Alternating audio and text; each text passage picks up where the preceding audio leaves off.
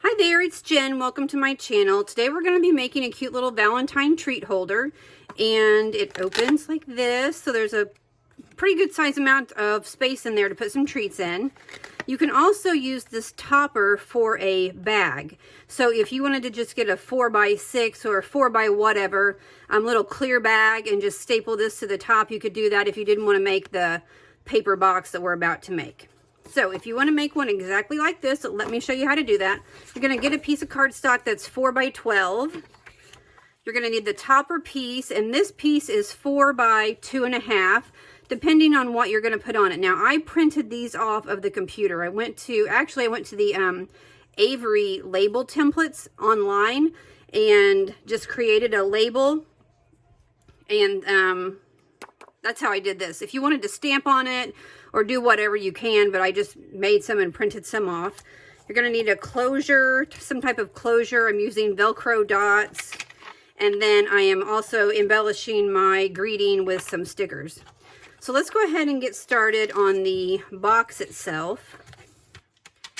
We're going to score on the 12-inch side at 4 inches, 5 3/4, 9 3/4, and 11 1/2. Okay, then you're going to turn it over. Now, if your paper has a certain direction that it needs to go or whatever, you're going to want to make sure that the bottom of the paper is on the left-hand side, because right now we're scoring the bottom of the project. So you're going to score it 1 inch on the 4-inch side. And that's all the scoring we need to do, really. This piece here for the topper, like I said, is 2.5 by 4. I have went ahead and scored the topper on the 2.5 inch side. I scored it at 1 1/4 inch, just in half pretty much. So you could either fold it in half or score it, whatever you want to do. I'm going to take this away. All right, so let's bring this back in. I'm going to burnish these score lines.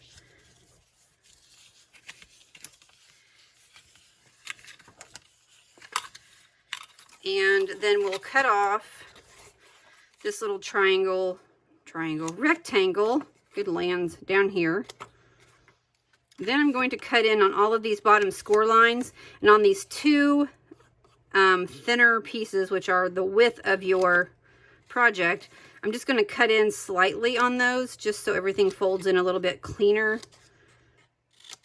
So this is what it looks like. We're going to put adhesive on this tab right here. I'm just using my ATG. Just going to fold this over, line it up with the top and the bottom, press it down, and there's the box.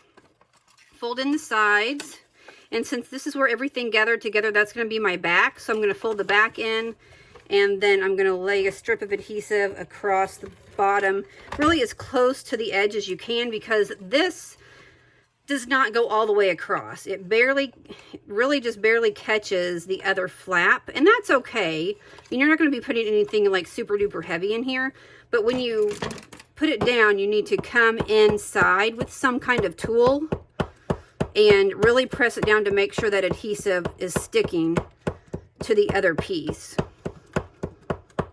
If we scored it any higher, it would have taken up more of our space of our box. So I made the measurement barely just so it would catch. And it's fine. It's held on all of these, so I think no problem at all. All right, so this is our box. So to get it to fold in like the little triangle shape, all you have to do is take your index fingers on the sides and just give it a little tug in, and with your thumb and middle finger there, just kind of pinch it. And just like that. Now let's grab our topper. I'm going to fold it in half here, and my greeting piece is 1 inch by like 3 3/4. So just 1/4 of an inch smaller on each side than our actual topper here. Just center that up and lay it down. Then I'm going to embellish it with a few stickers I have. Like I said, if you wanted to stamp it up, you can go right ahead and do that. I have a rainbow and a heart. Try to fit them both on there.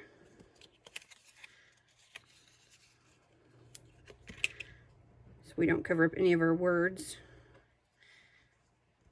Okay, that's fine.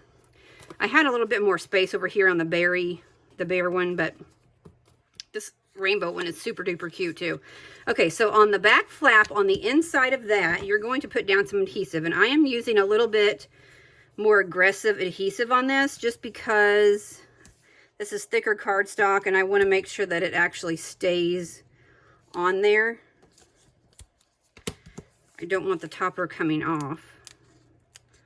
So we'll get that adhesive backing pulled off. And I'm just going to line it up with, let's see here, this is the back of our project. I'm just going to line it up by simply kind of eyeballing where that score line meets the back of our project. And I'll give it a good press down once I'm sure that I have it where I want it.